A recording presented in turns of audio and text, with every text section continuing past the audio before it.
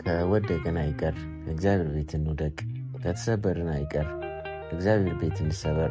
ሸክላ ሰሪው እጅ ላይ ቢሰበር ሰሪው መልሶ አስተካክሎ ይሰራዋልና። በረከት ልታገኝ ስትይ ፈተና ይበዛል። ፈጣሪ ከሰው ያገልሻል። እድሎች ብቅ ማለት ይጀምራሉ። ጠላት ይበዛል።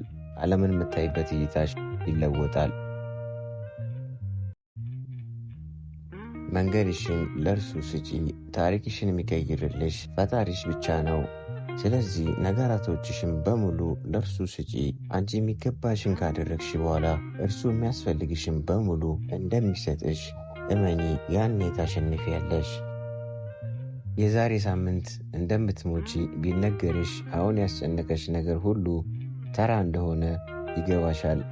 ከጎደለሽ ይልቅ የተደረገልሽ ይበልጣል። ስለዚህ ተመስገን በይ የኔ ቆንጆ እህት። እንዳታቆም። ይቺ ዓለም ብዙውን ጊዜ የምትሸልመው ውጤትን እንጂ ጥረትን እንዳልሆነ አስታውስ። ስለዚህ መቼም ቢሆን ሰው አላመሰግነኝም ብለህ ጥረትህን እንዳታቆም።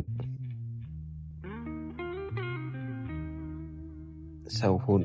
ዳዊት ለሰለሞን ምን እንዳለው ሁላችንም እናስታውሳለን አይደል? ልጄ ሰው ሁን አለው። ሰው ከመሆን በላይ ለእኛ ምን ስጦታ አለ? ሰው የመሆን ትልቁ ትርጉም ደግሞ ማሰብ ነው። ምን እንደምትፈልግ አስብ። ከዛ የምትፈልገውን እንዴት እንደምታገኝ አስብ። በዘፈቀደ መኖር አቁመን ሰው መሆን መጀመር አለብን። ተማር። ከስህተት ተማር። ከመንገድ ተማር። ከድልህም ተማር። እያንዳንዱ የህይወት መንገድ የራሱ የሆነ ስጦታ አለው። ሁላችንም ገና ከእናታችን ሆድ ስንወጣ ሁሉን ጠንቅቀን አላወቅንም። ይልቁንስ በጊዜ ሂደት እያደግን ሄድን እንጂ። በየቀኑ አዲስ ነገርን ለማወቅ ትጋ። ደፋር ማለት የማይፈራ አይደለም፣ ግን ፍርሃቱን ፊት ለፊት የሚጋፈጥ ነው ይለናል ኔልሰን ማንዴላ። ምንም ነገር የሚያስፈራ መሞከር እስክትጀምር ነው። መለወጥ ከፈለክ ግን አሁኑኑ ጀምር።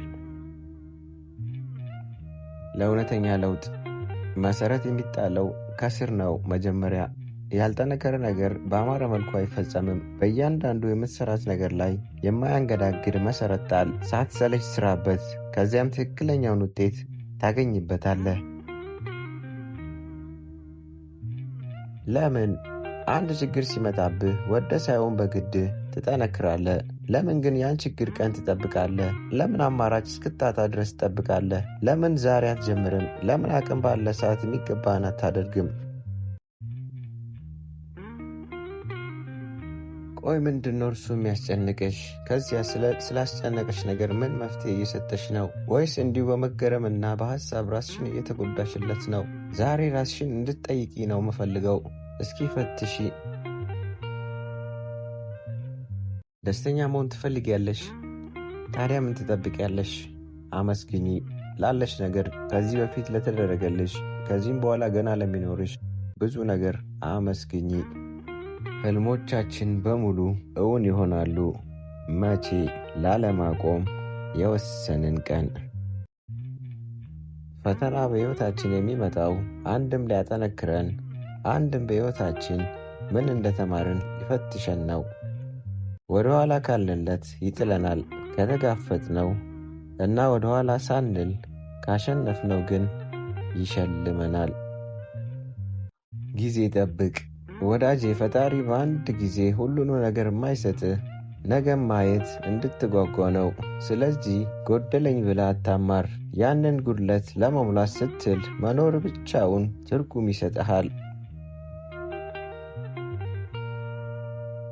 የሰው ልጅ ዝቅ ስትልለት ይንቀሃል። ፈጣሪ ግን ስትንበረከክለት ከፍ ያደርግሃል። ለራሳችሁ ስትሉ ጠንካራ ሁኑ። ሕይወት ለደካሞች ፍጹም ቦታ የላትም።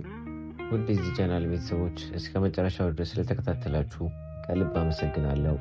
በቀጣይ ቪዲዮ እስክንገናኝ ድረስ ለቻናላችን አዲስ የሆናችሁ ሰብስክራይብ፣ ላይክ፣ ሼር በማድረግ ቤተሰባችንን ተቀላቀሉን። በዚህ የቁም ነገር ቻናል ብዙ ታተርፋላችሁ።